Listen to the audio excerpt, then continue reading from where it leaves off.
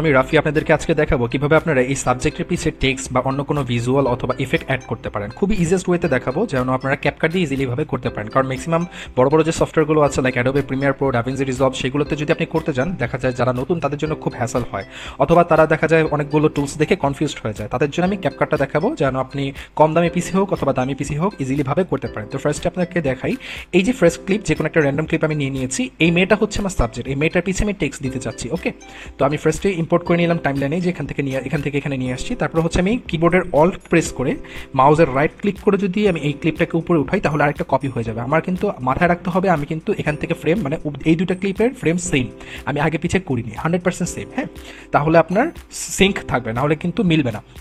ওকে, তারপর আপনি ভিডিওতে চলে আসবেন, এখানে বেসিকে থাকবে, আপনি রিমুভ বিজি মানে রিমুভ ব্যাকগ্রাউন্ডে দিয়ে দিবেন। আপনি এখানে তিনটা অপশন দেখতে পাবেন। ফার্স্ট হচ্ছে ক্রোমা কি, যদি আপনি গ্রিন স্ক্রিন ইউজ করে থাকেন সেক্ষেত্রে ক্রোমা কি ব্যবহার করবেন। যদি আপনি স্পেশাল কোনো পার্ট কাট করতে চান সেক্ষেত্রে কাস্টম রিমুভাল, না হলে আপনি অটো রিমুভালই দিতে পারেন। হ্যাঁ, অটো রিমুভাল দেওয়ার সাথে সাথে দেখবেন আপনার এটা আলাদা হয়ে গেছে। এখন আমি আপনাদেরকে বলি, এই যে ফার্স্টে যে ক্লিপটা দেখতে পাচ্ছেন সেটা হচ্ছে আমার সাবজেক্ট, সেকেন্ড ক্লিপটা হচ্ছে অ্যাজ এ আমার ব্যাকগ্রাউন্ড হিসেবে আমি কাজ করবো। এখন আপনাদেরকে আমি দেখাই, দেখেন আমি কিন্তু ফার্স্ট ক্লিপটা সিলেক্ট করে রেখেছি, এই যে দেখেন হোয়াইট বর্ডার। ওকে, এখন যদি এটাকে আমি মুভ করি দেখেন সাবজেক্টটা কিন্তু আমার আলাদা হয়ে গেছে অলরেডি। ওকে, আমি কন্ট্রোল জেড দিয়ে ব্যাক পজিশনে নিয়ে নিই। এখন যদি আপনাদেরকে আমি দেখাই, এই যে নিচের ক্লিপটা হচ্ছে ব্যাকগ্রাউন্ড, উপরের ক্লিপটা হচ্ছে সাবজেক্ট, কোনো টেক্সট বা কোনো ইফেক্ট যদি আমি এই দুইটার মাঝখানে রাখি সেক্ষেত্রে এটা ব্যাকগ্রাউন্ডের আগে এবং সাবজেক্টের পিছিয়ে চলে যাবে। যেমন আপনাদেরকে একটা এক্সাম্পল আমি দেখাই, যেমন এখান থেকে আমি একটা টেক্সট নিয়ে নিলাম। টেক্সট নেওয়ার পর হচ্ছে এখানে আমি লিখে দিলাম আমাদের চ্যানেলের নামটা লিখি, সোয়াফি ব্লগস। ওকে, এখন হচ্ছে এই টেক্সটটা দেখেন সাবজেক্টের উপরে আছে। হ্যাঁ, আমি টেক্সটার কালার অ্যান্ড ফন্টটা একটু চেঞ্জ করি, কোন ফন্টটা ভালো লাগবে, ধরেন আমি এই ফন্টটা দিয়ে দিলাম। হ্যাঁ, এখন দেওয়ার পর হচ্ছে আমি কালারটা চেঞ্জ করব, আমি স্টকটা চেঞ্জ করে এখান থেকে আমি এরকম গ্লোয়িং একটা কালার দিয়ে দিলাম।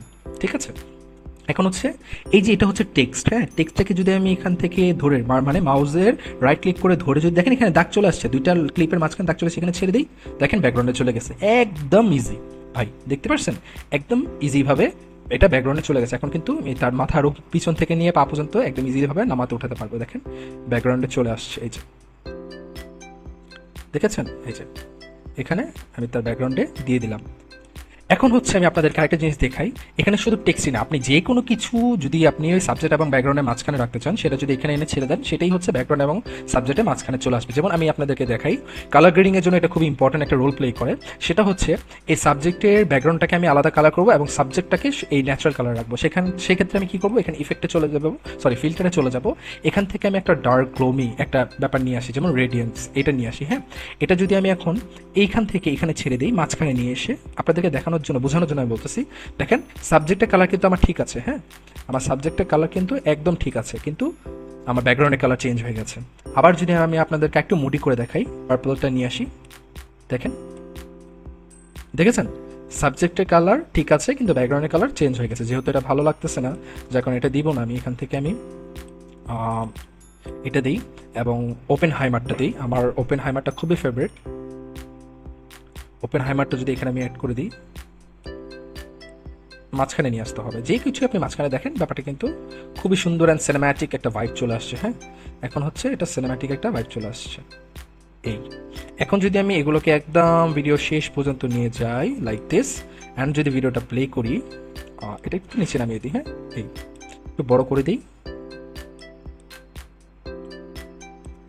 এখন যদি এটাকে আমি প্লে করি, দেখেন দেখেছেন কত সুন্দরভাবে এটা কাট আউট করে ব্যাকগ্রাউন্ডের টেক্সটটা চলে গেল। তো থ্যাংক ইউ সো মাচ আমার ভিডিওটা দেখার জন্য। যদি আপনাদের একটু পরিমাণে হেল্প হয়ে থাকে প্লিজ একটা সাবস্ক্রাইব করে দিবেন অথবা একটা লাইক দিয়ে দিবেন, মানে সাবস্ক্রাইব আর লাইক দিতে একসাথে করেন প্লিজ। আর এরকম নতুন নতুন টিপসের জন্য প্লিজ বেল আইকনটা বাজিয়ে দিবেন যেন আপনারা প্রত্যেকদিন আমি ভিডিও আপলোড করলে আপনাদের কাছে নোটিফিকেশনগুলো চলে যায় এবং আপনারাও ভিডিও এডিটিং করে আর্ন করতে পারেন অনেক বেশি। ভালো থাকবেন, আসসালামু আলাইকুম।